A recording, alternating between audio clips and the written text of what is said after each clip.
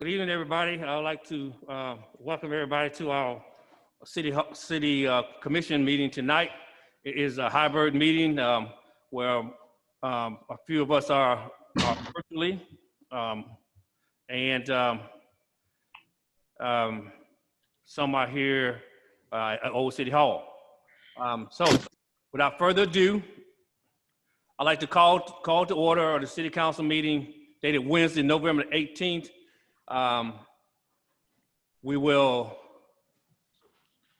have our invocation led by Commissioner Williams, and I will recite the Pledge of Allegiance.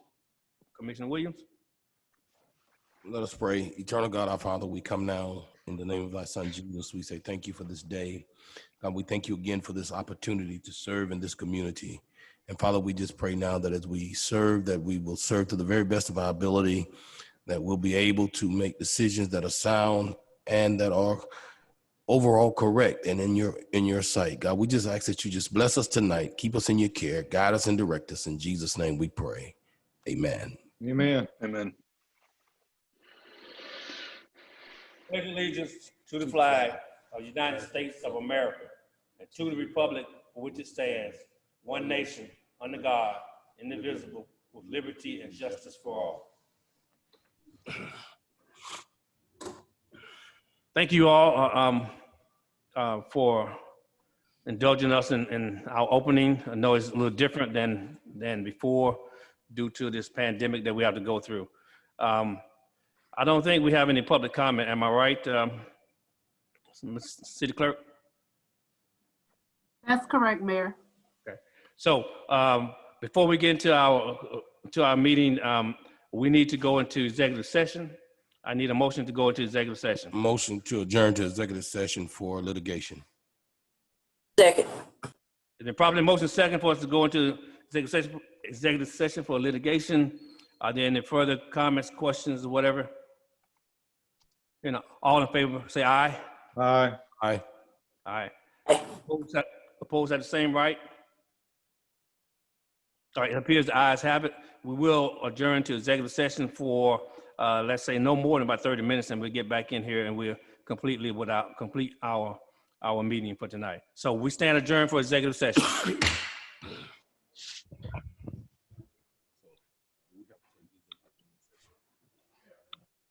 don't know. Matthew, do we need to take these into executive session? You can, it's set up if you want to use one in there, or you can use those, whichever way you want. We're just gonna. I can just leave mine. I can just leave mine here. Oh, I'll leave mine here too. All right, let's go, man. You get the cold, man? Yeah, my sinuses every year this time of year. You know, my sinuses always get me, and everybody, you know, when this year's kind of everybody going, you okay?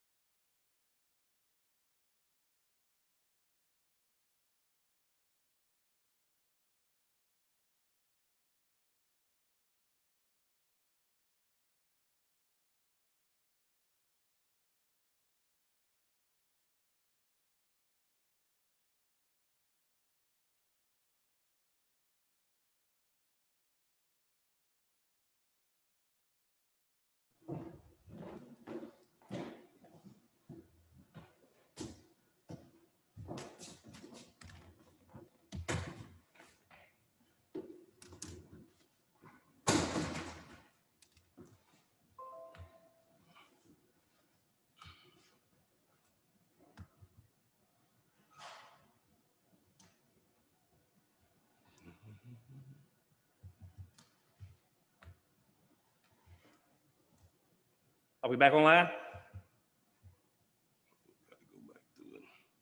Yes, Mayor, we are. Excuse me? We're live and recording. I want to welcome everybody back. We just came back from an executive session. No votes were taken or anything, just discussion on litigation. So we will continue with our council meeting. As we move forward, we had no public comment. Our next item is alcohol beverage license, new public hearing. Mayor, I apologize for interrupting, but I did have an addenda to the agenda tonight. That's right. Oh, that's right. We got a couple things to go. Anything to add to the agenda? I don't have it. I had it, but I don't have it. I think there's one item to be added to the agenda this evening.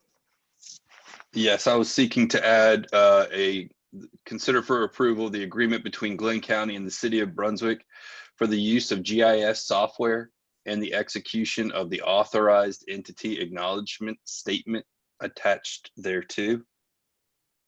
So moved. I'll give you a second. Can I get a second? Second.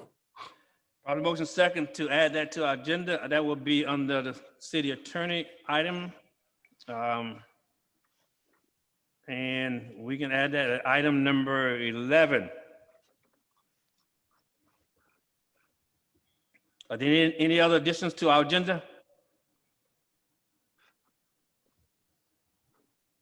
All right, hearing none. Let's move right along with item number 1. Consider approval of alcohol beverage license. Name of the business is 5 Point Mini Mart. The owner is Janaya Patel at 2806 Atama Avenue for retail sale of beer, wine, and distilled spirits. Who's presenting? Rebecca Monday. Okay, go ahead. It's Monday. Yeah. The new owner, Janelle Patel, has no background history that would prevent her from acquiring an alcohol license. She is just a change of ownership, and it's ready for your approval. Okay, Commissioner, any comments, Commissioners? Are they going to be selling, when you say distilled spirits, I'm trying to understand that. Is this a convenience store or a package store? It's like a convenience store. And I believe it's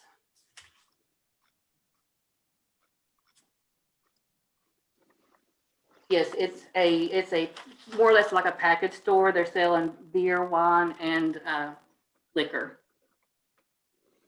Can you give us? You mean more like a convenience store? Yes, but it's not located like it's not a gas station per se. It's just it's a small store that's a package store. It's on Alabama Avenue. I'm trying to. Can you give us a reference point to where it's located at? A reference? 2806. It's actually trying to think of the. It's that look. I think it's in 5 Points. Yes, it's 5 Points. Right where the Walk and Roll is at. Yes, exactly. And that's a convenience store. Convenience store. That's why I asked the question: are they selling distilled spirits, or or is just beer and wine? If we start setting this precedence, every convenience store in the city of Brunswick will be here wanting to sell distilled spirits in their convenience store. Well, they're listed as their business license is a retail package store. So they're not going to be a convenience store anymore. It's under the 2020 license. Where it's under now is a retail package store of beer and wine. There's been a package store there for years. Yeah, I know the There- person that owned it. No, there's not been a package store at 5 Points. There's been a convenience store. No, there was. They don't a sell package they store. don't sell distilled spirits. There was a package store there at one time. At So- 5 Points, I Yeah, don't think so. yeah, I know who started, who owned it. So Rebecca, you presented this as a change of ownership. Is Yes. that a change of what they were approved in their licensing before to add the distilled spirits? no, it's just a change of complete ownership. Okay, so last year their license included the distilled spirits as well? Yes, Okay. So this is not changing the status of the store, it's only changing the owner. yes, ma'am. Okay, thank you. I tell you what, we're gonna have to look a lot closer at these alcohol beverage licenses rather than grouping them all together, because I don't see a convenience store. And I know that what that is in 5 Points is a convenience store selling distilled spirits. Well, but the thing is, the point I was trying to make was that it's already there. I mean, and this license was approved before. This is not a change of what they're selling. It's only a change of their ownership. Yeah, but it seems like we made a mistake in allowing a convenience store to sell distilled spirit without looking at it at the fine print. We just probably just assumed that it was just gonna be beer and wine because it's what's always been there anyhow. So if they start selling distilled spirits, as Commissioner Williams said, now we're gonna be opening up for all convenience stores to be able to sell distilled spirits. Well, I mean, what has changed from when, Rebecca, do you have a date on when this license was initially issued?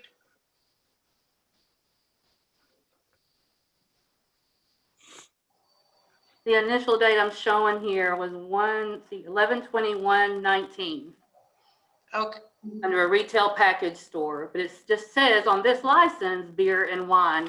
I don't have the, unless it may be a typo, I can go back and double check it and get back with you.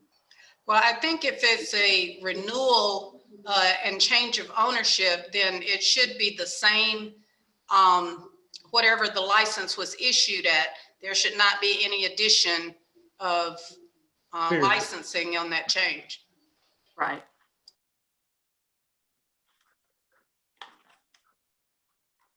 They're definitely applying under 5 Point minute mark is what they're applying under.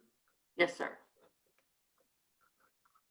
Well, I'd like to make a motion, Mr. Mayor, to defer this item until we can get further clarity. Second,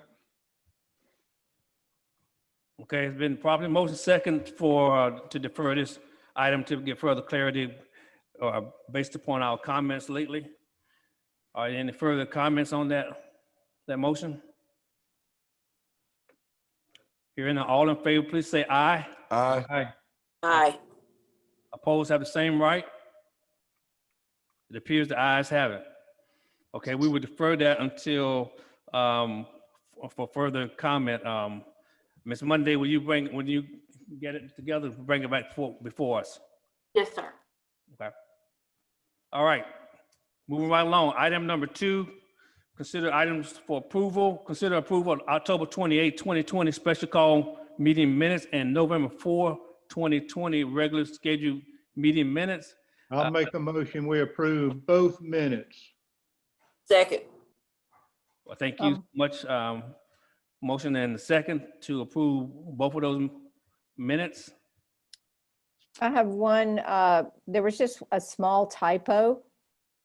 And I'm a little bit challenged here with the, I can tell you it was a typo. I think this was in regards to the stormwater management. It said trunk, but it should have said truck. You're right, 100%. It said trunk and should have been truck. It should have been truck. Okay. And that was it. That's Yes, my only that- comment. Okay, yes, that's, yeah. We want to know about the truck too.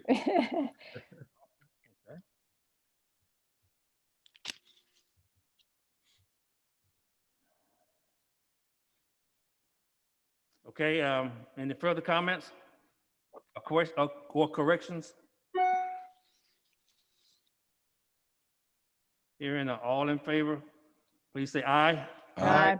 Aye. Opposed have the same right. It appears the ayes have it. That motion carries. Thank you. All right, moving right along. Item number 3, decision regarding Confederate monument located in Hanover Square. We have talked about this for some time now. We have had a committee to give us recommendations for what to for the disposition of this issue. We have had public hearing, town hall meetings. The citizens has come out and voiced their opinion very loudly. We have dealt with our association. GMA has taken up this fight for us just as well, defending other cities that have some of the same issues. I have sat on the Inclusion and Equity Council meeting concerning this, and they have dealt with that just as well. So, commissioners, we have pushed this off and pushed it off, and we have had a legal, the legalities about it, had our legal attorney check through all the legalities about it. And so now we are here to decide one way or the other what we're going to do with this. Mr. Mayor, I'd like to make a motion, please. Go ahead, Mr. Casey. I make a motion to accept the recommendation of the committee chosen by the mayor and the city of Brunswick to leave the statue in Hanover Square and to conceptualize said statue as recommended. Second. It's been probably motion and second to adhere to Commissioner Cason's motion of leaving the statue there and contextualizing something there in Hanover Square as the recommendation from the committee that was formed. Are there any further comments? Hope I stated that motion correctly. Mr. Mayor, I'd like to say, because, I was a part of that committee, I think that the persons and individuals on that committee put a lot of thought and effort into their final decision. Therefore, that's why I second Commissioner Cason's motion. Okay. Mr. Mayor, I'd also like to say very briefly that I represent people that took some actions on behalf of the residents of the city of Brunswick 118 years ago. And very frankly, I feel very good about the statue, and I'm sorry that anybody is conflicted by it. I've had conflicts in my life, and the best resolutions that I have ever found for my conflicts is within myself. And I can't help but think that that is in the best for everybody concerned, regardless of whether you're pro, whether you're con. I believe in resoluting your conflicts within yourself, and this is a good thing, I think, to have done here. But I think we need to remember that we live sometimes with the hands that we're dealt, and I thank you. I thank everybody that's been involved too. I know there's a lot of emotion, there's a lot of sincerity, and I appreciate every bit of it. Thank you, Mr. Casey. Anyone else comment? Thank you. Okay, we got a motion, got a second. No further discussion. Madam Clerk, call the roll.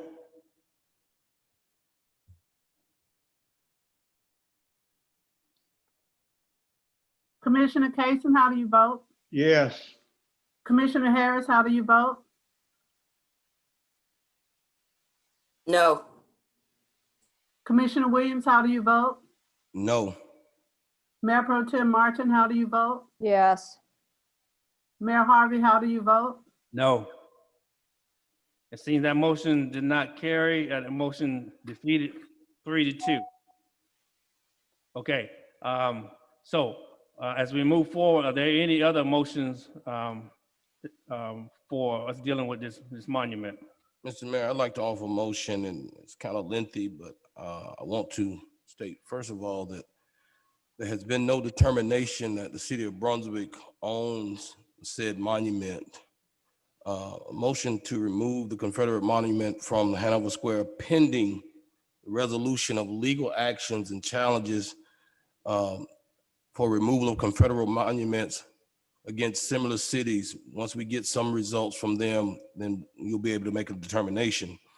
In addition, while these legal processes are moving forward, the city of Brunswick reserves the right to accept the Confederate monument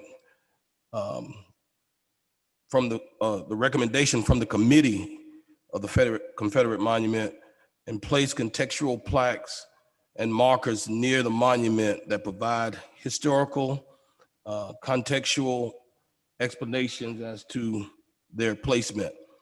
Also, that the city of Brunswick also reserves the right to modify and amend this motion based upon results and determine actions or legal actions in the future. Okay, I got a motion. Do I have a second? Second. Okay, the probably motion is second, and Madam Clerk, can you restate that motion? Yes, one moment. I'm trying to get it all down. Okay. Oh, I'll restate it. Okay. Yes, there has not been a determination that the city of Brunswick owns the Confederate monument in Hanover Square. The motion was to remove the Confederate monument from Hanover Square, pending the resolution of the legal action challenging the removal of Confederate monuments filed against similar situated cities and counties in Georgia. In addition, while these legal processes move forward, the city of Brunswick reserves the right to accept the Confederate Monument Advisory Committee's recommendation to place a plaque or marker near the monument that shall provide historical contextualization explaining the prevailing ideologies of the time period in which it was erected. The city of Brunswick also reserves the right to modify or amend this motion based on results determined from pending legal action. Thank you. So we have that motion and we had a second. Are there any comments?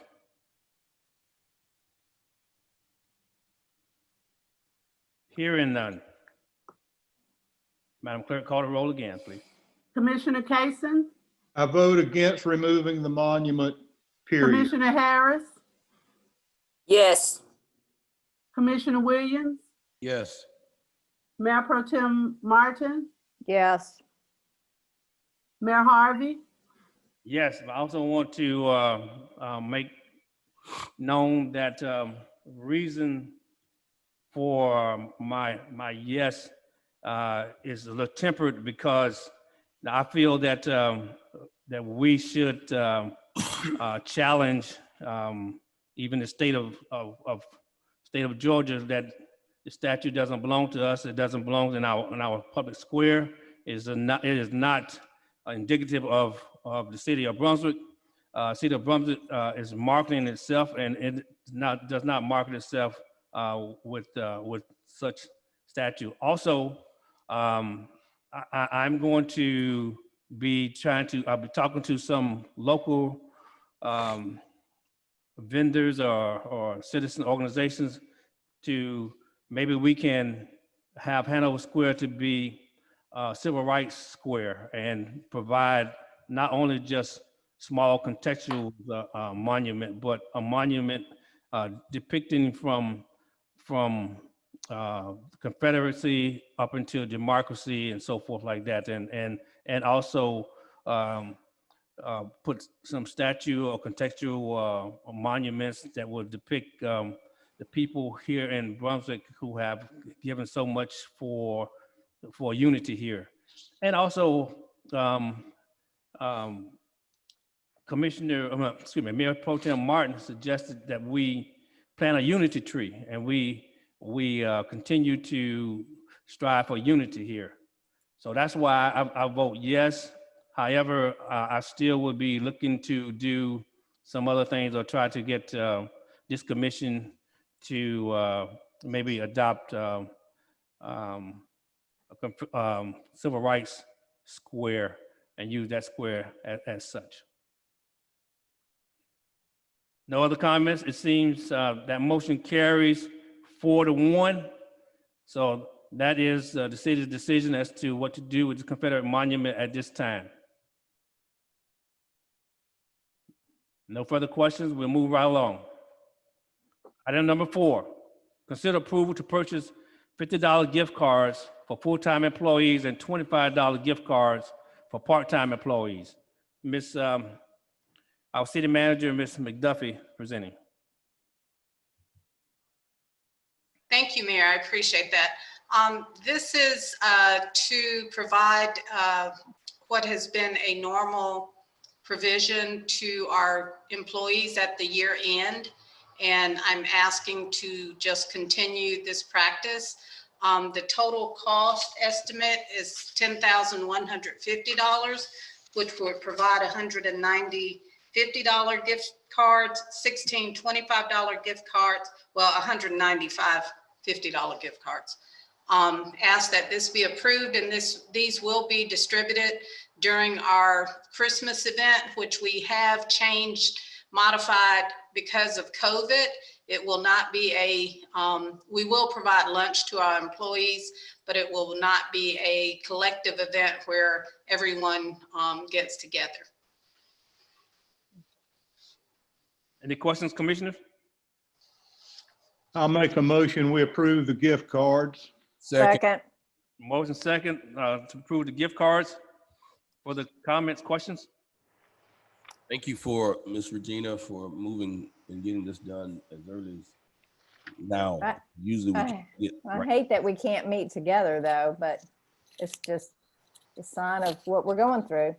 Yeah, that was one of my disappointments. The mayor and I had talked about it. And of course, this is my first year being here. So I was very excited at first because I really want to, have the opportunity to meet more of the employees. And unfortunately, once we talked about it, the staff, and of course, you all know what's going on. We certainly don't want to put anyone in jeopardy. We want to, continue to be cautious. So we will do gift cards, we will do door prizes and provide lunch for our employees, but we will not, promote a big gathering. Stay safe. Thank you all for your support. Thank you. So the proper motion second. All in favor, please say aye. Aye. Aye. Opposed have the same right. Hearing none from the opposed, it seems the ayes have it.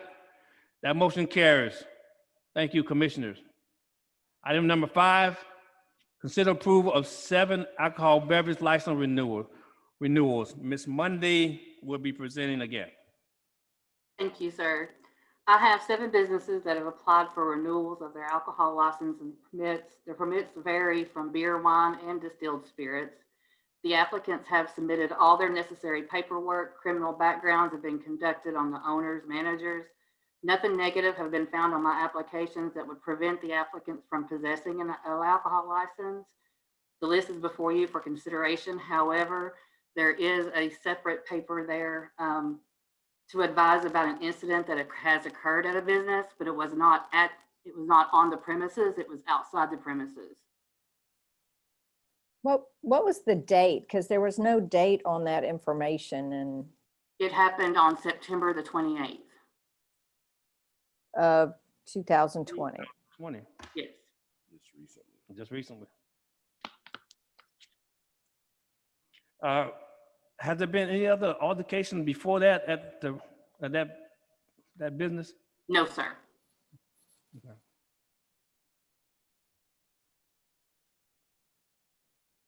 Commissioners, we have this, Mr.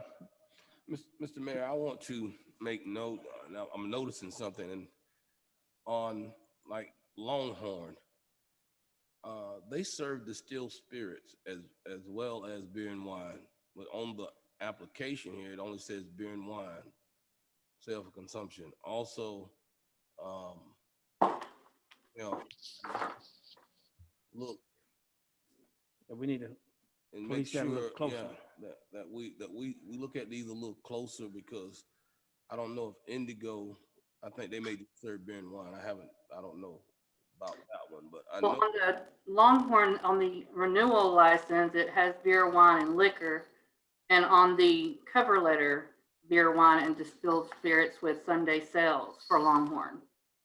Yeah, it doesn't have it on our sheet. It says request for an on-premises consumption of beer and wine with Sunday sales.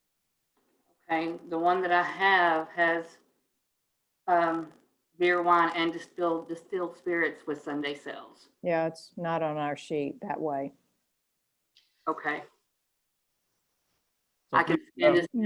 But that's a continuation of what they've been doing, correct? Okay. Even on Fox Pizza, they serve distilled spirits as well too. So we just got to be aware. I just noticed it.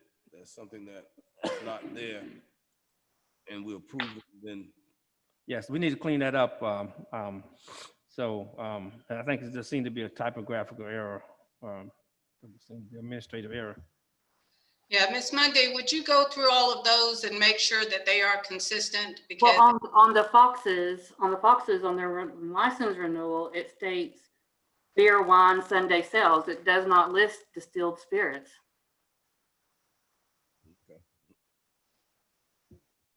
On their renewal.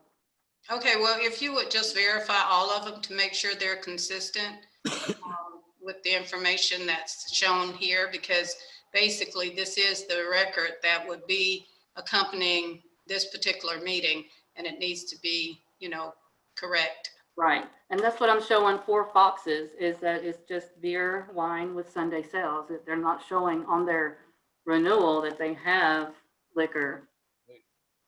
I'm not aware that they have liquor either, but I I'm not either. I've never think seen it's- any. think it's just beer and wine. That's what it's showing on their license renewal paper. Yeah. They've got a bar, but I've never seen them serve anything but beer and wine there. Okay, but Longhorn does though. We know that. Oh, yeah, yeah. It wouldn't hurt to check. I agree 100%. Right, and my paperwork here shows that it does have distilled spirits. So I'm just wondering if maybe it was something from maybe something that was corrected and then didn't get uploaded. We need to make sure we're getting paid properly too. Correct. Brian, is it, if we approve these with follow-up corrections, would that be okay, or do we need to take them individually and do them one at a time? Well, I guess it would depend on if you had to put corrections on any of them. To me, looking at the obviously looking at the enclosure with the agenda, you see one thing that I believe that enclosure is the City of Brunswick document. If the application and cover letter that the deputy marshal has from the actual business indicates that they want, distilled spirits or beer, wine, and distilled spirits, then I think that would be the more appropriate documentation to follow through with. So you could do it, you always could say, if you had to pull a couple of those out, you could say, numbers one, whichever ones didn't have issues, 1, 2, 4, 6. I didn't do that right actually, but you could do those all in a lump and then either defer or individually handle the other ones. But I would say that regardless of what's on the Excel spreadsheet, if the business or the applicant stated one thing on their application, I think it'd be best to go with their original source documentation. So how about you have the deputy marshal read the specific documentation that accompanies the specific business and their requested desires.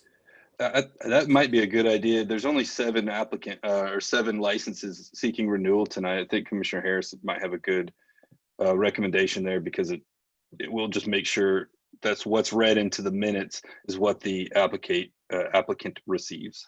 So let's just take them one at a time then, based Okay. on that. Okay. So does the deputy, So we'll take, does Deputy Mundy want to grab hold of that part? discount stop number 1, Davies. Discount number 1, okay. We have this license for a retail sale of beer and wine. No Sunday sales.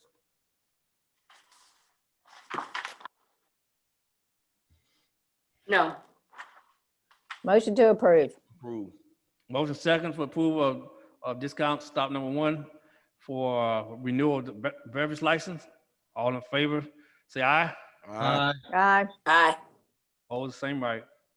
That passed. Next one. F large number 691.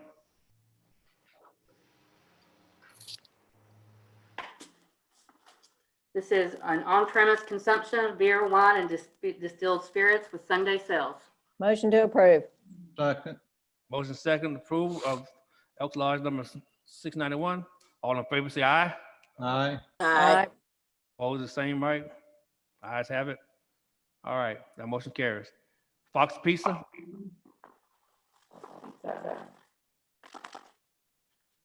Is license for an on-premise consumption of beer and wine with Sunday sales. Can't understand it. For on-premise consumption of beer and wine with Sunday sales. It sounds like you got something to your throat. Motion to approve. I could hear it well enough. You can hear it well It enough. was beer and Okay. wine with Sunday sales. Second. Motion to approve. Already voted second. To somebody second, please. I think Johnny seconded. Okay, all right. Motion second to approve Fox Pizza. All in favor, say aye. Aye. Aye. Opposed, have the same right. That passes. Indigo Coastal Shanty. License for an on-premise consumption of beer and wine. Please translate, Brian. On-premise consumption of beer and wine. Motion to approve. Second. Second. Motion second for the approval of Indigo Coastal Shanty. All in favor, say aye. Aye. Aye. Aye. All right, that motion carries. Lolo Mart number 2. This is for a retail sale of beer and wine. Retail sale of beer and wine. Motion to approve. Second. Second. Motion second for approval of Lolo Mart number 2. All in favor, say aye. Aye. Aye. All right, that motion carries. Longhorn Steakhouse. License for on-premise consumption of beer and wine with distilled spirits with Sunday sales. On-premise consumption, beer and wine with distilled spirits and Sunday sales. Motion. Motion to approve. Second. Motion second. Longhorn Steakhouse. All in favor, say aye. Aye. Aye. All right, it carries. Red Carpet Lounge. This is for license on-premise consumption of beer and wine and distilled spirits. Motion. Request for, yep, on-premise consumption of beer, wine, and distilled spirits. Motion to approve. Second. Motion second for approval. All in favor, say aye. Aye. Aye. Aye. Aye. Those have the same right. Motion carried. Okay, all of them have been approved with the correct comments and requests that that will be on their license. So thank you, Ms. Monday. Apologize we had to go through this like that, but we wanted to make sure. So I think as we move forward with our next one's renewals, you can read it up right off from the license or translate it. Say you went through all of it and put the comments there so we'll know exactly what's up. Yes. Thank you. Thank you. Okay. Let's see if we can get back to where we were. I want to thank everybody. Okay, we are now at item number 6. Consider approval of contract amendment with Lone Wolf Resources for I Street landfill remobilization budget. Mr. Garrett Aberson is presenting. Good evening. This is a change order for work at the T Street landfill. As you know, we've been working for quite some time to try to get the landfill covered and closed per the EPD requirements. We had a design, the original design was completed, and the project was put out to bid, and Lone Wolf Resources was selected in August of last year to do the construction work on this landfill closure. They were selected in August of last year, and they went to work shortly thereafter.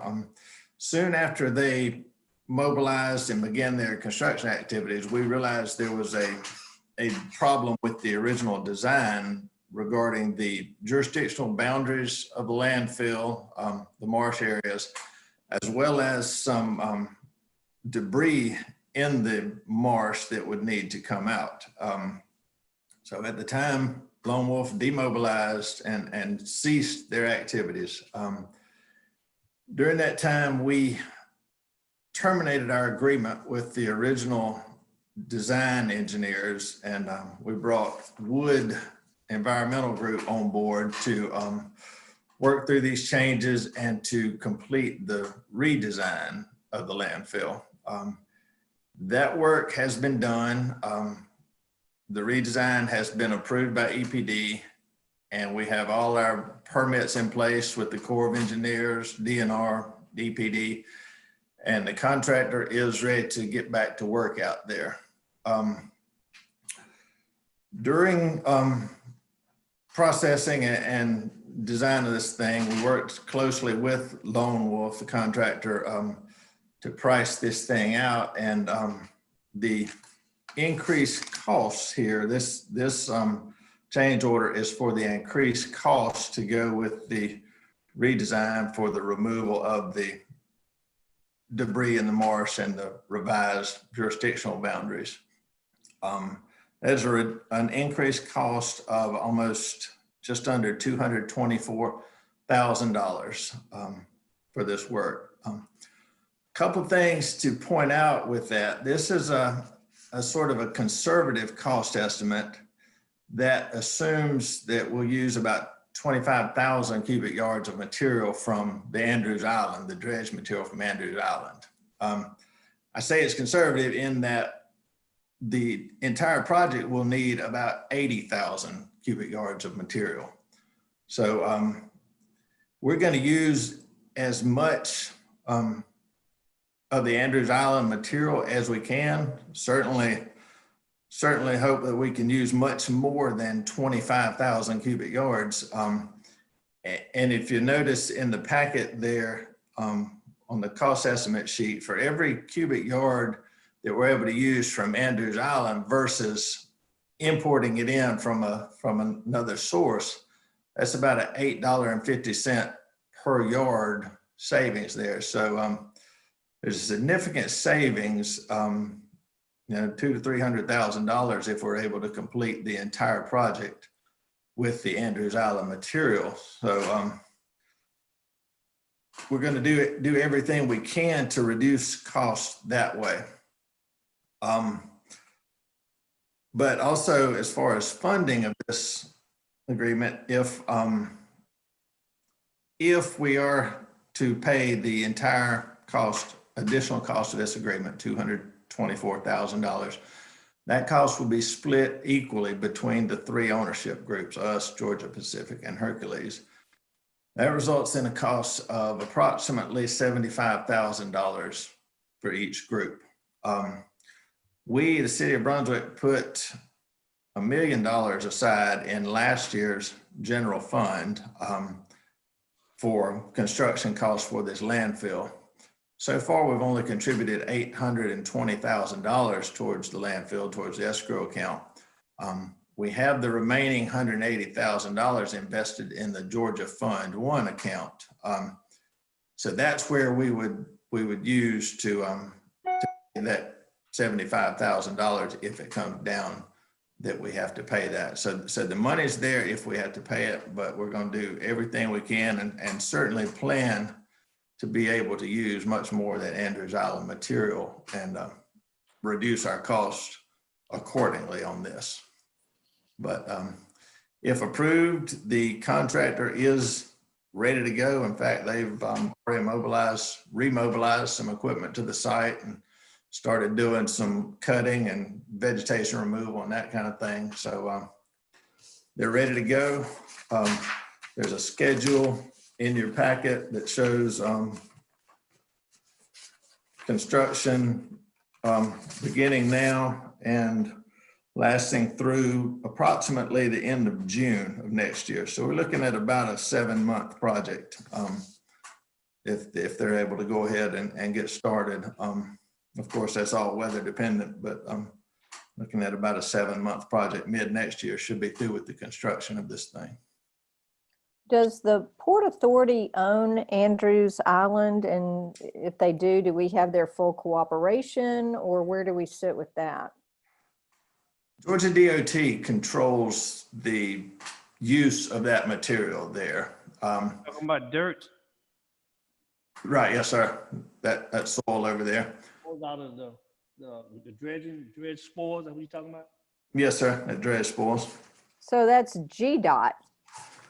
GDOT controls the use of that, and we're working with them to get a memo of agreement in place to for us to use that material, and that's sort of a formality. But I think they're happy for local cities, counties to use that material. So they certainly approve of us using it. We just need to get the agreement in place for that. Have the other two entities already approved this? Yes, sir, they have. They have? Yes, sir, both of them have. Okay. There's a organization that's trying to find out who really actually own Andrews Island. They said it belongs to the city of Brunswick. And then there's a portion that says belongs to the city of Brunswick, and a portion belongs to DNR, and a portion belongs to DOT. So until they actually figure out exactly what, I guess we use it until we figure out who owns what part of it. But I do agree that we need to use as much field that we can to help us draw down this cost. Yes, sir. We hope to be able to use pretty much all of the fill. Most of the 80,000 yards, we hope that we can come from Andrews Island. Well, that's what you used some before, didn't you? We've not used any for the landfill. We've used some. We use it for fill projects and that kind of thing. I know the county uses a good bit of it too. We've not sent any to the landfill yet. But. Okay. Well, we're fortunate to have that we can use. Certainly. And Garo, I think, didn't we just hear back from DOT? I was trying to check my emails. We've gone through one iteration of getting the contract in place to use the dredge materials, and I think we just got some revisions back. So that should be coming up relatively quickly. Yeah, you'd asked for a couple of minor comments. They made one, they wanted to leave it as Fulton County since their main offices are in Fulton County. So but I'll talk with you on that in the morning. We can get it finalized. Okay. I'll make a motion, we approve the contract amendment with Lone Wolf. Second. Then move to the second for the approval of the contract with Lone Wolf Resources. Are there any further comment or questions to the contract amendment? Hearing none. All in favor, please say aye. Aye. Aye. Uh, Anyone opposed have the same right to speak up? Hearing none, it seems the ayes have it. That motion carries. Yeah, Thank you. Thank you, Garo. thank you. All right, we are, give me a moment here.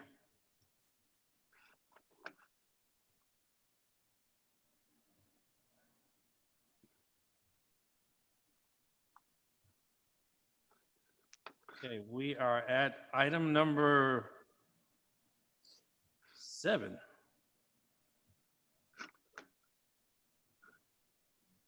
Discussion, special purpose local option sale tax, SPLOST 7. Our city manager, Ms. Regina McDuffie, will be presenting.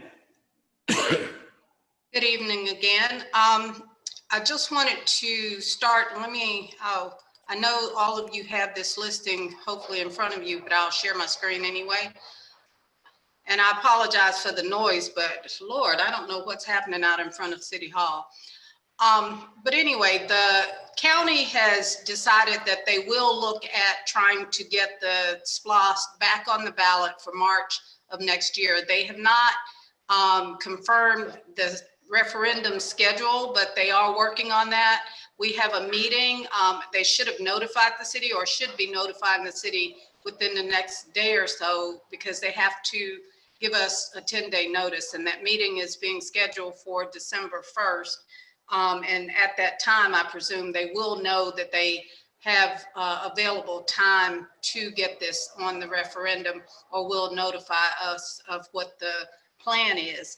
Of course, this list is dated January 7th, 2020. This list, of course, was prepared before I was here. I was just bringing it back to you all just to give you, an idea of what had been reviewed and approved before. I hope that we can look at it and possibly make some modifications, because when I first looked at this list, I noticed that there's no public works equipment on here, nor are there any monies for any parks. Plus, we have some needs at City Hall, I think, that needs to be addressed, and hopefully we possibly can address those with the SPLOST. But the other thing is, at this point, this particular list is for $15.8 million. And I'm hopeful that the county, based on some changes that they will make, may free up some more dollars for the city for our SPLOST. So I wanted to just, one, give notice that the county was scheduling a meeting to start the discussions on the SPLOST, and two, that, we need to kind of start looking at it and firming this list so that we can move forward with our planned SPLOST projects for the next SPLOST vote.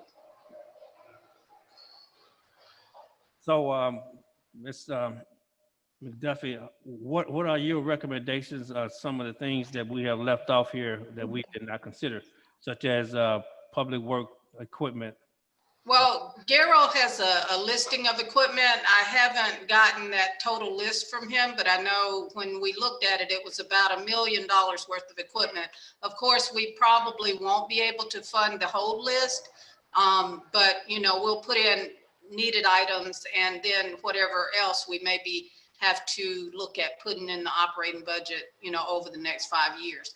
The other item, the integrated software here, I couldn't find a confirmed itemization of that. And, so that money I would recommend that we change that to possibly, if we don't get any additional money, we may fund the public works equipment with this money. And if we decide to go forth with the software, again, we can finance that through the GMA lease pool, or put that in as an operating expense over the next 5 years. I did get some feedback. I think somewhat, Miss Heather or Heath, I can't remember, the lady at the Ritz Theater basically said that she wanted to have some input because of the money that was put in there for the Ritz. And also, there's no money in here for any additional park improvements other than, I think, Mary Ross Park. Let me ask you this. I'm looking at this. It says replacement of vehicles for the police department. How many vehicles are we replacing? This is estimated on 15 vehicles, but again, I think they learned from the last time not to put the number in there, so that if they can get more vehicles with the money that's allotted, then they'll be able to. Okay. So do we need to, I know we got 5 million in for drainage, storm drain improvement. We know we're trying to work on that, but we also know we have a storm water utility that provides $1 million each year. So do we need to maybe take maybe $500,000 from there and $500,000 from some from information technology? And I think a couple other places maybe we can try to rework this a little bit. Yeah, I think what we need to do is once we have the meeting with the county and know what our schedule is, maybe set up a couple of reviews with the commissioners, and you all kind of have some input on what the changes are. It's going to be important if we, can get some additional dollars from the SPLOST because of the changes that the county makes with it. Because, they took a lot off the top with the last one that kind of left us with a lesser amount. Can you explain further the basis for the $1 million that's allocated towards downtown parking infrastructure? I really cannot. There was not a lot of information in the documents because I did pull the file that the previous city manager had, but there was not a lot of information on that. I will try and find out if there's anything more that I can provide for that. If I'm not Yeah, because I think if that parking garage, if that can't be substantiated a little bit better, then maybe that would be some funding that could go towards other parks as well. Let me ask you Can Kathy lend some information on that? I would think that she had gotten with Jim to put together these figures. Well, I didn't specifically ask her about the parking garage, but when I asked her about the SPLOST list, she didn't have a lot to offer in terms of, how some of the determinations were made. Okay. But I will specifically ask her if she has any information on that particular item. Yeah, also we got $600,000 in trails. I don't know. Now, that was something that was on the list, and I do have an itemized list that Garrow, I think, had provided in terms of those things. And that particular item, he had a $2 million request for the Greenway Boardwalk for 1.6 million, and then some additional money for the trail for Martin Luther King Boulevard. And of that, the 600,000 was allocated. And I'm not sure what that was supposed to address specifically, but it was cut back from the $2 million that he put in here for those two particular project developments. I think the Greenway Trail was the connectivity from Overlook Park to the Torres Causeway. It is. And because that entire path follows directly on the marsh is why it's so expensive. I don't know what the specific dollar figure is, but it's not an inexpensive trail. He put it in here for 1.6 million.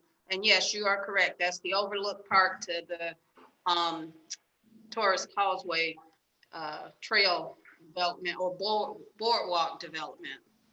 That's right. Because it is in the marsh, it'll be a very expensive project. And, this would fund hopefully the good portion of our match. We've gotten a grant for the design. So, we anticipate if GDOT is funding the design, hopefully they will go ahead and fund the construction, and hopefully this will go a long way towards our match to that grant funding. This plan on being on the left side of 17 going south? Yes, sir. On the east side. 17. Yeah, on the east side going, I guess, north from, Yeah, north from the park. yeah, north from Overlook Park. But again, this was just to kind of start this conversation and let you all know, that the county is planning to meet. Yeah, another question is, I know we milling and paving various streets, and I see we have cemetery restoration. I know we talked about paving some streets in the cemetery. So are we gonna be using what, the paving, the milling, and what's called budget, or the cemetery budget? I mean, how you, we only have $54,000. I don't think that's gonna. That's not enough money to do anything with.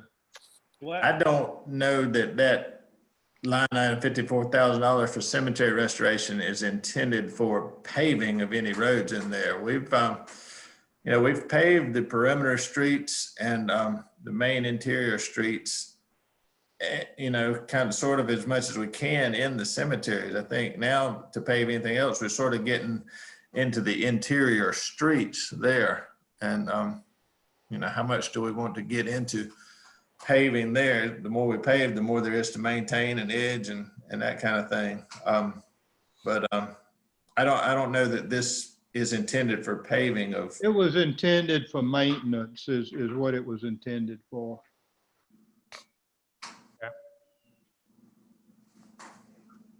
I'm going to make one comment, and that is, I don't want anybody to forget that as far as the historic squares go, typically, whatever the city budgets, the nonprofit organization Signature Squares matches that amount. So you get dollar for dollar additional funding. So we put $1 million in it, that means you're gonna do $1 million? I got to do a lot of singing and dancing. It might take more than a year for that much. I'm just messing, Julie, okay. I'll give it my best shot. You got a nice part to dance in.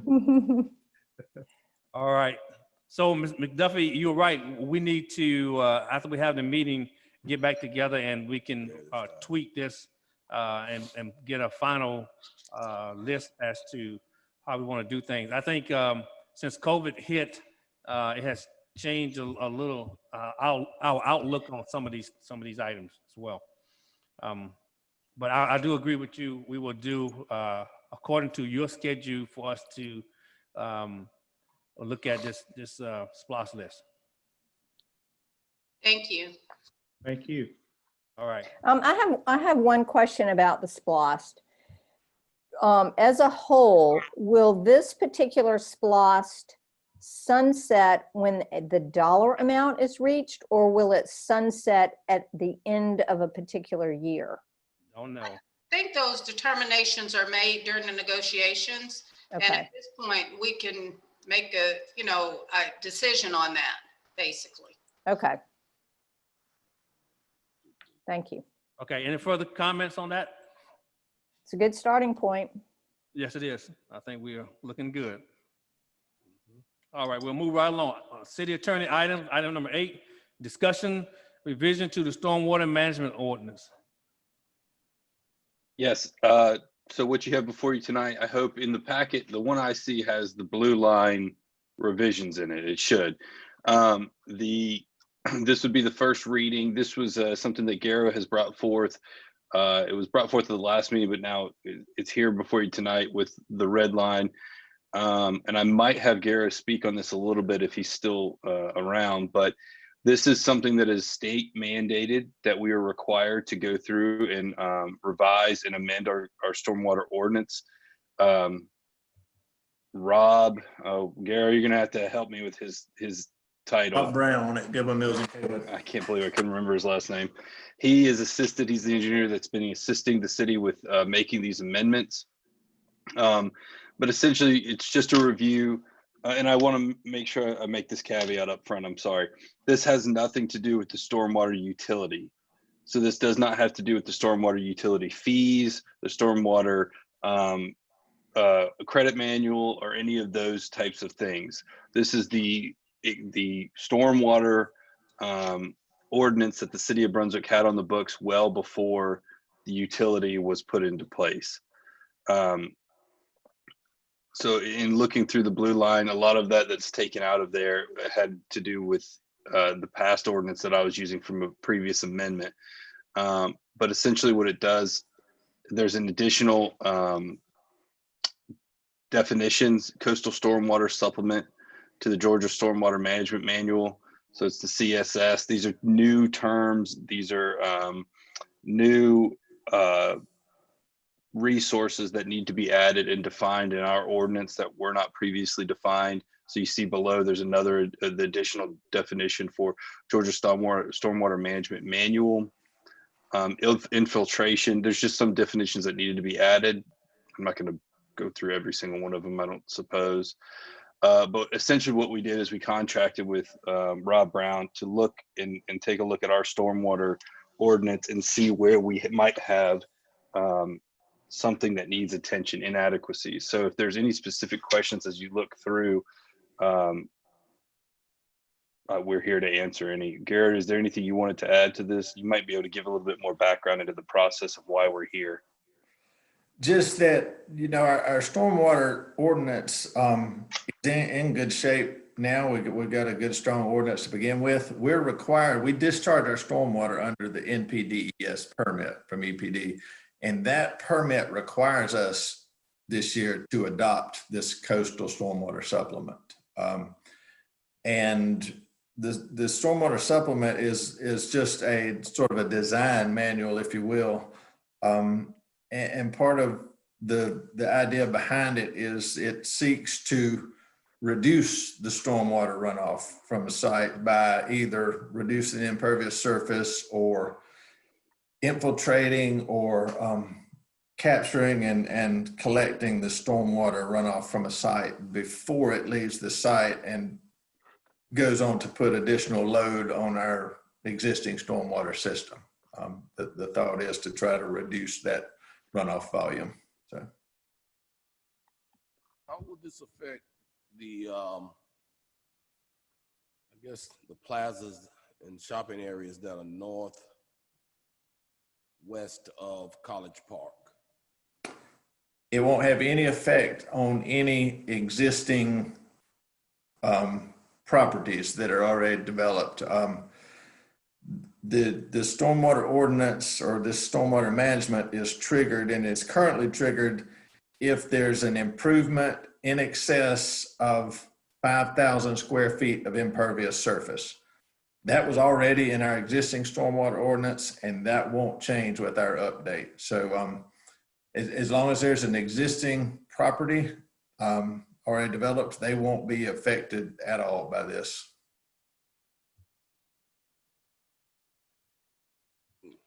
Yeah, I had a question on page 9, and I was reading, you have something highlighted here, item number I, about a person who violated the article would be subject to criminal prosecution to the full extent of the law. And each day that the violation is not cleared up constitute a separate offense. That's pretty steep. Is that what normally goes into that concerning this? It could, yes, sir. That's a common section that's written into other ordinances around this area and throughout the state. And it doesn't necessarily mean that every offense will get prosecuted or charged that way. It just gives us the ability to follow up with those kinds of charges if that's something we need to give, provides a little bit of leverage for the municipality. And it's common language to use in a penalty clause in an ordinance to state that it's the same with code enforcement. Every day that the nuisance or the issue on the property remains after they've been found to be in violation of the ordinance would constitute a new action that the city could technically cite for. So most common, you might see that a violation and an order out of the court might state that they're found in violation of the ordinance. They have an X amount of time to rectify or correct it, and then they would be assessed a fine, and the fine would continue and be assessed daily because each new day constitutes a new violation. Okay, But it's actually kind of generic language. It does seem harsh, but that's good to know.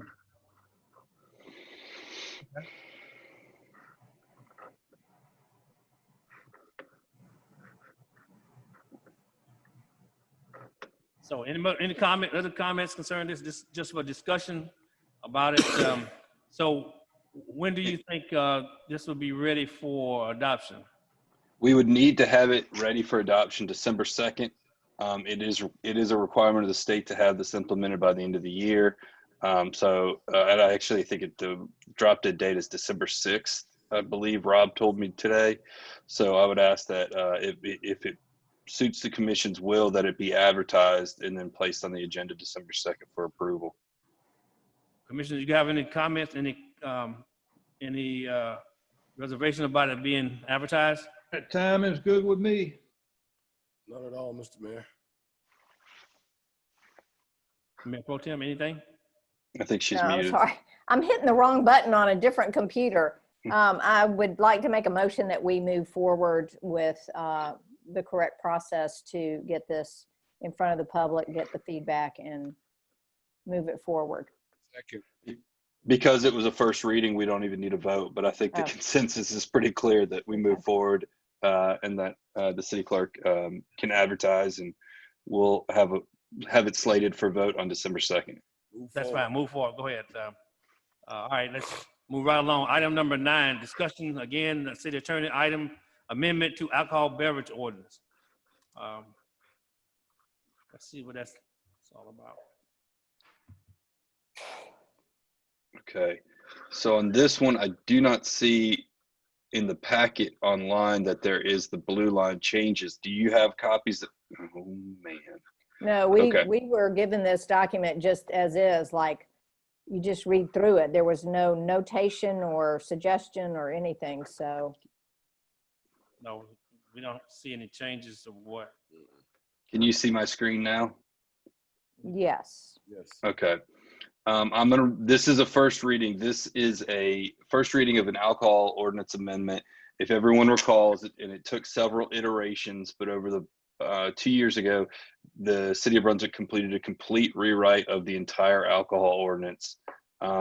Since then, Assistant City Manager Myers, myself, and Matthew Hill have been working through I guess I should say, when you do an entire rewrite of the chapter, we've now kind of gone back through and tidied up some things that after the practical application of the ordinance is put into place, we noticed needed to be altered or amended.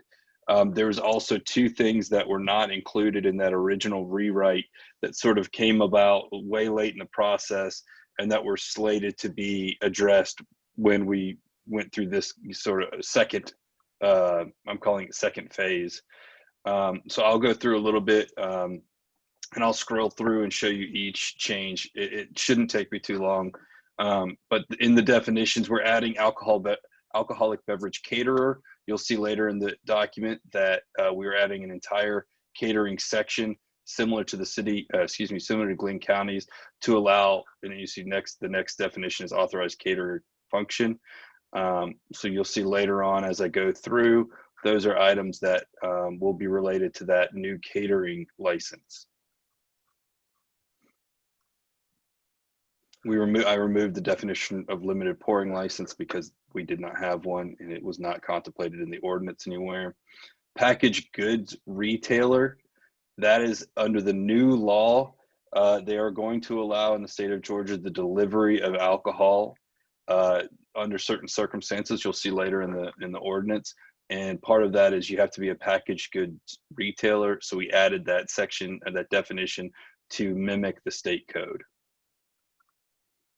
tasting event in the same sense, the new law that we've been provided in the guidance by GMA, they also are going to specifically by state law allow for tasting events under certain circumstances in certain regulations, and they only apply to retail package stores, retail liquor package stores.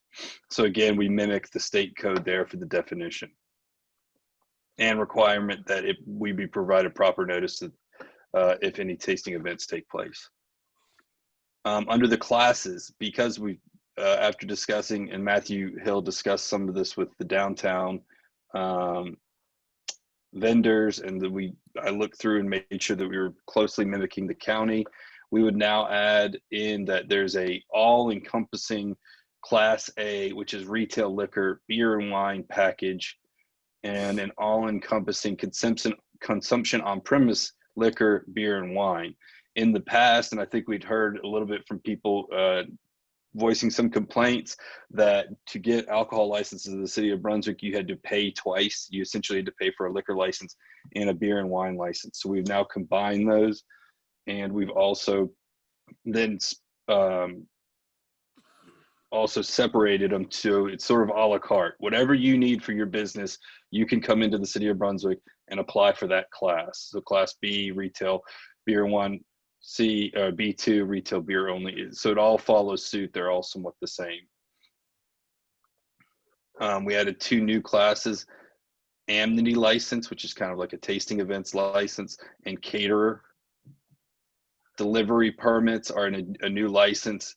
That is something that is provided by state law. There's a $115 charge for anyone seeking to obtain that license. So again, I'll go through it a little bit later on in the process, but those are an additional change.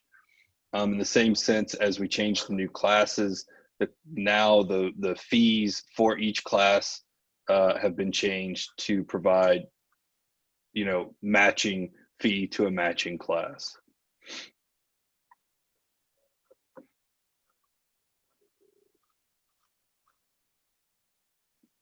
There's obviously some formatting and typographical changes as well. Ryan, how do those charges with the license stack up with what the county's charging? They're very similar. They're not exactly the same, but at some point, someone obviously did a fee study for the city of Brunswick to closely mirror the fees being charged as to what the cost of the city is. I'm sure the county had a similar survey done, and that's why they are slightly different than ours. But they match up relatively closely. I think we're cheaper on a couple and maybe more expensive on some, but there's not a huge discernible difference.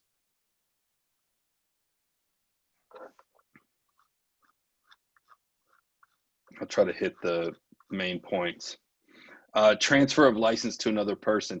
In the past, this was extremely restrictive in the city. I think that needed to be addressed because you do have the event, and we've had one recently where one of the owners or the owner listed with the license passes away or sells their ownership interest. In the event that they pass away, the new regulations here will take hold and allow for there to be a transfer or a shift in ownership. The new license holder that is being transferred to would have to undergo the exact same certification process as the previous license holder, but this will allow for a transfer during the year as opposed to coming through in a renewal portion of the year and risking, best example, unfortunately, is if you had the death of an owner. Their estate technically can continue to operate the business and sell alcohol, but only for a specific period of time. So in the event that an owner did die and the business was intended to keep operating, keep providing people jobs, those types of things, you would have had to sort of gray area operate until the renewal portion and then come in and renew your license with a new manager or owner. Just trying to close that gap.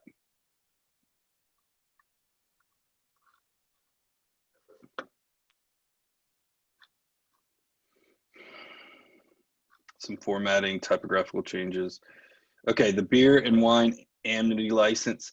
I think everybody might recall the Department of Revenue came down around the time, beginning of the year maybe, discussing whether or not we can have tastings or businesses can give out alcohol during, I believe it was First Friday.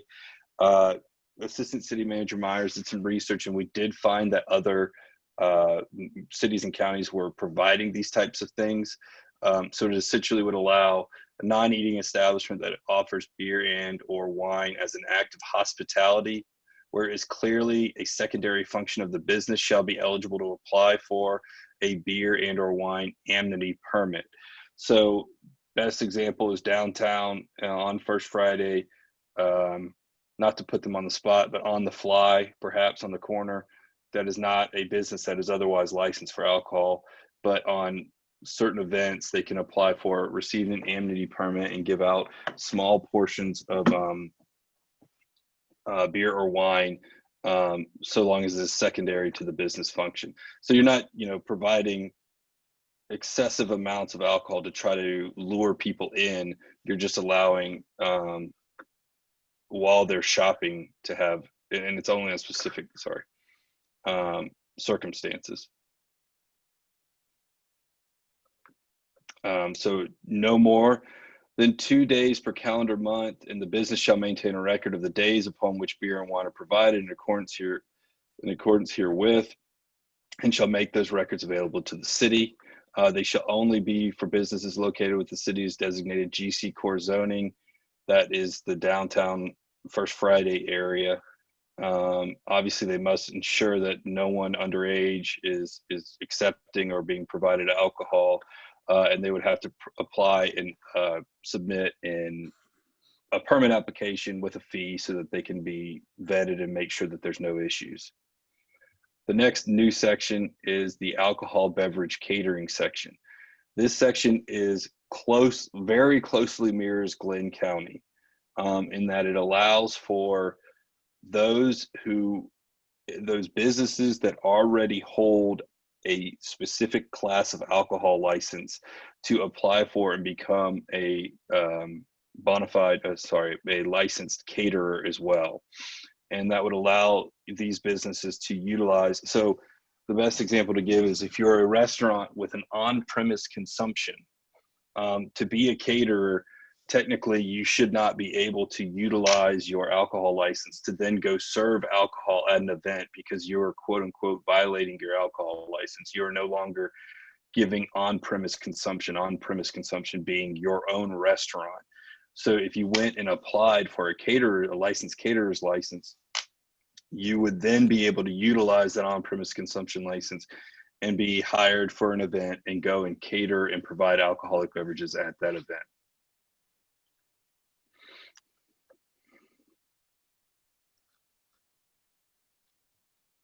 Home delivery of alcohol, that is something very, very new to the city and the state. Delivery of alcohol has now been authorized by 3-3-10. Packaged good retailers shall be authorized to sell. The packaged good retailers are essentially grocery stores. A restaurant can do it so long as it does it in its unbroken package. And I believe it prohibits, I'd have to go back and double check. But there's regulations in which they would require you would have to actually create an account with the packaged goods retailer, showing so that they can authorize and show that you are of age and that you have a license, an address on file, and they have to keep records, and then they can technically go deliver alcohol to your account wherever you might be. This is something new. We'll see how it is rolled out. Brian? All right. Yes, ma'am. For some reason, I've lost the ability to see your screen. Can you refresh it maybe? Yeah, I'll try to reshare. Oh, so with that one, Brian, you got delivery liquor, huh? Yes. It's called Uber and Lyft. Perfect. Yeah, Thank you. Thank you. No problem. Honestly, we were very far along in this process of doing the second phase amendment, meeting with Ms. Myers and Matthew Hill. And then GMA, there's a new bill that has been introduced and passed, and it went in effect actually August 2nd, 2020. And I had emailed, because there's a whole additional side of this that's going to require the state to now create and implement a centralized licensing process. And so I had already emailed GMA to say, guys, got any guidance as to what we're going to be able to do here? And they said, stand by. So when they actually issued their guidance, they included all of the new guidance on delivery. There's multiple things in there, but the new licensing situation, there's a new sort of a Sunday sales implementation, but we've already done the brunch bill, so we're in good shape there. But there's a lot of guidance that came out that we then had to go kind of work back through. So yes, you could technically now I think you can order from restaurants and they can deliver you a bottle of wine. There's services out there like Instacart. I don't think they're technically going to be able to utilize this, but it sounds like you could go to your local Winn-Dixie, create an account there, and it's going to have to be on both sides. The retail goods package store is also, or retail goods, packaged goods retailers, they're going to have to figure it out on their end too, because they're going to somehow have to put together this database that maintains your information to allow you to be able to order and receive delivery of alcohol. So there's going to be work on their end as well. The next thing is that there was a discussion about consumption of alcohol on city streets. There has always been an allowance in the city ordinance for an open container to be provided in a certain geographical area on city-sponsored events. There was a discussion and there was quite a bit of interest in removing the idea of having it for only city-sponsored events and to do something similar to what Savannah is doing, which provides an open container area in a certain geographic location in their downtown year-round, subject to certain times and restrictions. So that is what this next section is discussing. So if you look at B, open containers of alcoholic beverages shall be permitted on its sidewalks within the area of the city bounded on the north by G Street and on the south by Howell Street, on the west by the eastern sidewalk of Bay Street, and on the east by Reynolds Street. So we're drawing a rectangle around this downtown corridor. It is essentially the area in which the GC core zoning covers and contemplates, and it includes Newcastle Street from G north to Bay. So it's essentially Newcastle from G Street down to Howell. Did I say that right? Yes. Howell. Mm-hmm. Yes, and the blocks kind of on either side of it. Now that is a new thing that was a discussion. I think that vendors might want to see that, but that is the understanding that and there are regulations that would apply. Most notably, open containers are allowed as provided here in between the hours of 12:30 p.m. until 11:30 p.m. So that's any time. And I want I would like a discussion on this particular portion, because this is just like Savannah.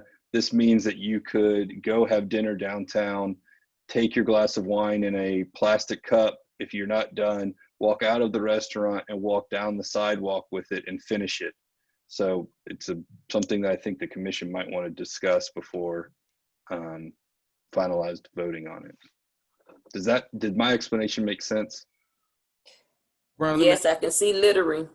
So the open containers would be from within those same boundaries of purchase. Essentially, Correct. I mean, unless you ran, I guess, with an open container. But yeah, I mean, the idea would be just like Savannah, that you would be able to, you could even, for example, you could purchase a beer at Tipsy's, leave Tipsy's and walk to Reed's Apothecary while drinking the beer in a plastic cup on the sidewalk. Okay. I mean, So- 11:30 at night might be, or I don't know. I like the fact that it's specific, a specific location, specific boundaries, but it'd be good to get some I'm public a little input leery on. of it, a little bit. And it might require some. I would think it would require some.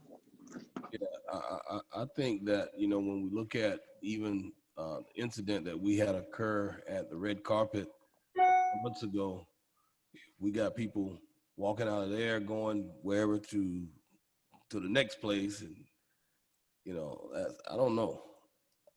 That's kind of I think that's kind of a risky thing there.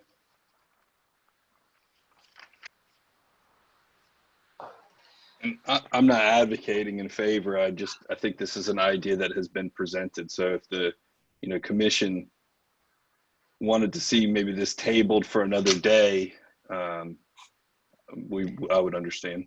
Yeah, or even, I mean, if we're speaking specifically about that ordinance, the very last one, giving the time frame, if we shorten those hours closer to when someone might finish dinner, let's just say, not going all the way until 11:30. I like that thought. I really do. You I know, think we need to ease into this thing rather than go into it all of a sudden. you could go to 9:00 p.m. and, Yeah, because my thinking was you get some individual 2 or 3 o'clock in the morning walking down the street with consuming alcohol and getting to an altercation with someone, then I don't think that's what we want to. That's not the message we want to send out there. That's not what we want to convey. If it's if you're having dinner, you finish your dinner, you're going to take a walk, maybe down to the Ritz Theater for an event or something. Okay, that's cool. But it's 2 o'clock in the morning. You're leaving, wherever, and you're leaving Tipsy's, or you're leaving the club, or wherever you're leaving from, and you're just walking down the street with alcohol. I don't think that's a good. This stops it at 11:30. But I guess for clarification, Brian, you said this would be year round. Now it's contained within like First Friday events? Yeah, And city sponsored. Okay, city sponsored events. And one of the things that we did add, that's the reason why I know that I recommended being very specific on the boundaries and where you could be within, with the open containers, basically designating like a festival zone or a specific area. And the recommendation for adding a time was actually made because in the previous version of this ordinance, we did not have a reference to a time at all. So that was something that was added and definitely can be changed. And this would not adversely impact any events that's currently being held, such as over in Mary Ross Park or anything like that, correct? Correct. That's correct. I mean, I would be in favor of shortening that time at least to 9 o'clock, but then getting obviously the public input on that, because that I don't think that's no small decision. I think, especially Right. since we're trying to increase the residential component downtown, we need to give that full consideration. Yeah, and we do have two new established businesses, the brewery and the Richland Rum. So those are kind of ones that I think this would tailor to a little bit. So input from the business community downtown would be great.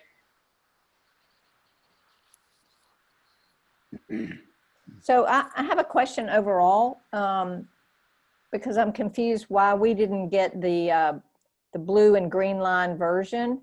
Was it because it was scanned in just in black and white and didn't pick up the blue and green? But I think it missed it altogether. So we got the current version without any of the notations. I'm not sure. Okay. I don't know why the stormwater one identified and showed the blue lining and the alcohol ordinance did not. I'm not sure why the difference occurred. Because I would page by obviously, page, they don't, what you're showing us on your screen, it does not follow at all what we were given.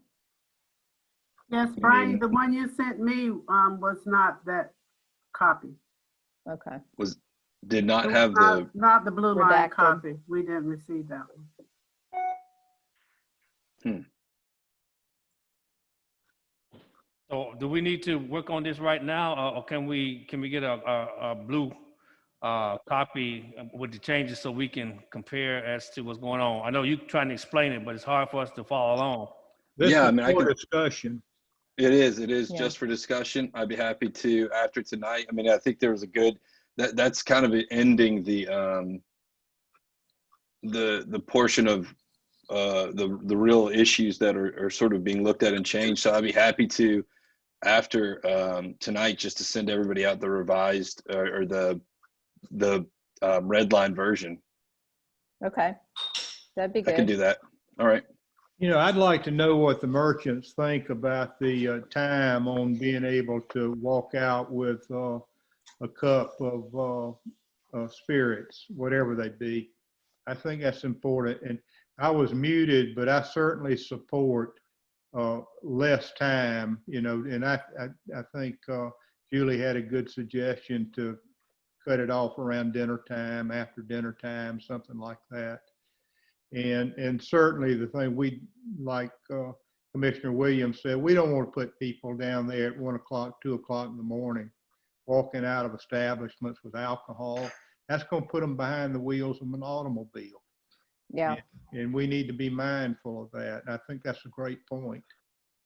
I'd rather remain family friendly downtown than, yeah, set the stage for some behavior and activities that would not be good at all. No problem. Thank you. Is that all, Brian? Yes, sir. I mean, I think that we have some marching orders, and I'll get out the red line copy to everybody. Okay, let's look at the red line copy first before we move forward, so we can incorporate anything, any items or any changes or comments. So before you move forward to having it adopted, okay? Yes, sir. Got it. All right. Okay. I am up again. All right, as we move right along, we are at item number 10. Consider approval of deed of conveyance between the city of Brunswick to Brunswick Glen Joint Water and Sewer Commission. I believe that's you again, Mr. City Attorney. Yes. I'll try to share again if that works. This is the joint water and sewer conveyance deed. It had been sent over to my office last month ago, 2 months ago now. I brought it before you at the last commission meeting, but there were questions regarding the abandonment of the lift station that was located on the property. If you look here is the parcel in question. This structure is the old lift station. Commissioner Kaysen raised the question of it being abandoned. They did not abandon it, but they have demolished it, and they are currently in construction of a new lift station, essentially in the exact same location, which would then require an easement that cuts diagonally across the property back onto Newcastle. So they're seeking this L-shaped property. And when I went back and asked them about the situation going on with the construction on the lift station, they said, yes, the answer is we've demolished it and we're building a new one. By the way, could we also have this piece of property right here? I said, I don't know if that's being used within, I don't know, I'll take it to the city commission, but at the present, the draft, the deed is for the L-shaped piece of property. There was a question regarding, I'm not sure if this was at some point a greater portion, that this alleyway was clearly a larger alleyway. Someone must have sought at some point in time to abandon it, whether it maybe be this property or who it was. I'm not sure. But this is an old piece of the alleyway apparently, and this is as well. This small piece was conveyed to the city of Brunswick in 2005 from the individuals that own the parcel right here. I couldn't find any reasoning behind why that took place, but I can only imagine that it might have been deeded to because it was contiguous and adjacent to the property the city owns, this property, but I'm not sure. I'm really not sure the history behind that. Well, who owns the other piece? Yes. who This, owns that? the Kaufmans, I believe. It's a plumbing. Oh man, it's a business, I think. It was John Kaufman that owned That's it. right. He and his family. So it probably would be in J. Kaufman today. And this was deeded from the Kaufmans. This small piece was deeded from the Wow. Kaufmans to the city. So I don't know why this wouldn't all be one parcel. Mhm. I'm That would not make sure. more sense. hmm Mhm. But I think that in accordance with the operating agreement, you'd really need to have joint water and sewer operations taking place, I think, on the actual property. This one is clearly burdened by joint water and sewer operations, but I don't believe this one to be. But I also don't know what the city of Brunswick, I mean, we could always find use for it, but I don't know why it was granted over. It was a long time ago when they were talking about abandonment there, and I guess the new routing of the system from North Glen has probably caused them to do something more than what they thought they were going to do there. With this, you mean with the demolition of or the abandonment of the lift station and then the rehab? Yeah, I don't know. I drove by it and it looks like there's quite a bit of activity going on the parcel at the moment to do. Well, there's a lot going on. I drove down the alley this afternoon myself, and you want to talk about the alley, Brian? Sure. I mean, they're asking for the alley also, and I don't think that alley is wide open. It is narrow, like Brian said, but I don't think we ought to convey the alley. We've used alleys in downtown to our benefit. So I think that would be something we would want to reconsider. Yeah, I don't think that should be an afterthought. I think the L-shaped property I can understand, but The right of way should be the alley and the right of way should be ours. Okay. So what they're asking for, if you look at 456 through 461, is, according to the records, I believe, the L-shaped property, and then it says including the 5-foot closed alley located southwest of lot 461, which I believe is this portion of the L-shaped property. But I don't know, I don't know if maybe they are seeking all the way to the back side of those two other properties. I don't understand that. I really don't. I'm not sure I do either. People that use those alleys for ingress and egress. Well, Brian, is that not a house right there? Sorry to keep scrolling on you guys. Which one, Commissioner Harris? Right there. This one here? Where you at? No, go up. Yeah, on the corner there. Yeah. Yeah, That's This a one. residence. There's somebody that's a living there. residence. Somebody living there right now. Yeah, so why would we give them the entirety of that L shape when there's a residence right there? The reason, and I asked them about that and discussed a little bit with the city manager, is because the way this lift station is set up, there is a need, the line sort of cuts diagonally out of the lift station to adjoin to Newcastle. So this little L-shaped portion down here would always be burdened by a right of way. water and sewer easement. Easement. Yeah. I think that it's kind of bizarre. I think the lift station is fed and it has two lines, one that kind of goes diagonally out this way and one that goes diagonally out this way. And it might even have a feed somewhere that comes in the back behind it. Brian, I could get, I mean, if I will say this, if there's that many questions, I think it might be better that I take it back again and get some more clarity on. I recommend doing that. I really do. This doesn't make a lot of sense to me at all. Okay. Is that a motion?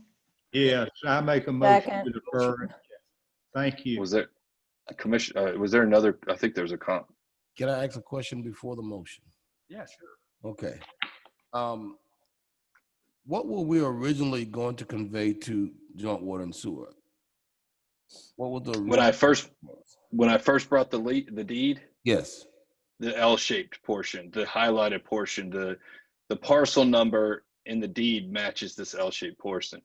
Now they have come back after I went to after Commissioner Kaysen raised the original question, and they said, "Oh, we're rebuilding the lift station. By the way, we would also inquire into the ownership of this property." So okay, I'll come back. So I think what I'll do now. So to answer your question, this was the original Okay.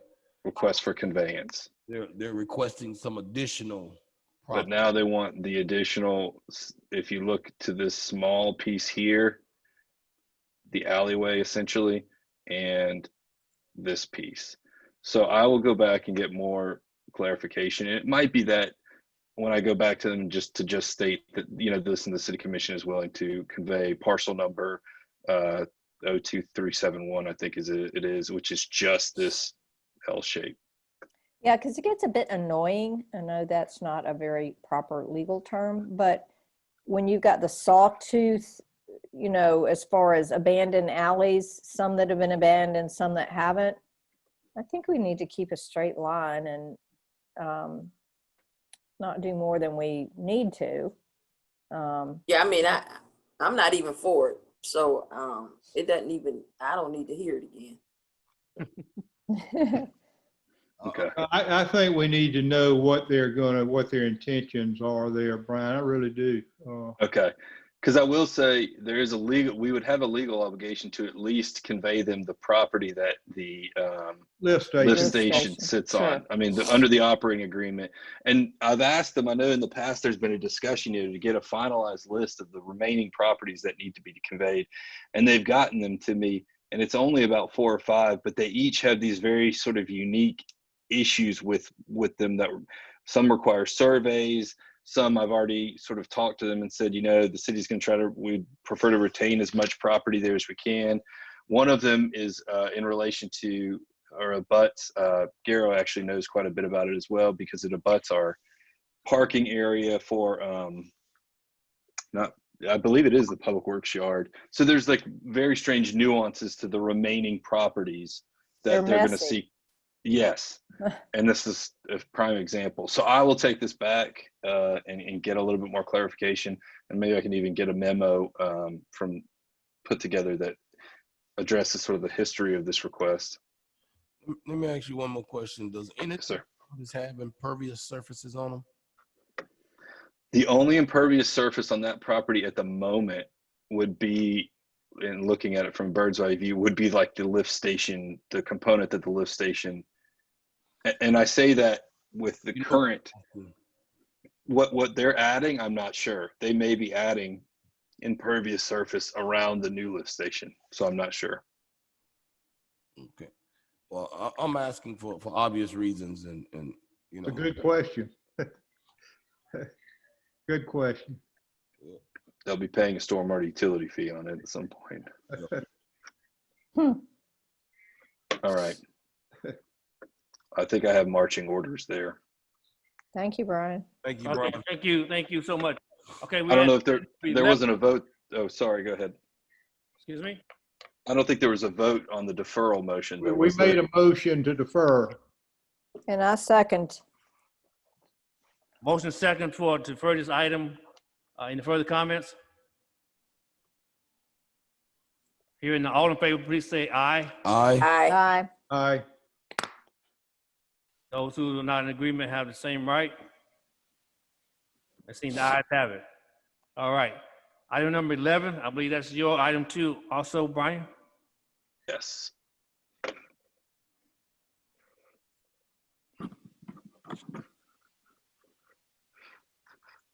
Okay, sorry, one moment. Okay.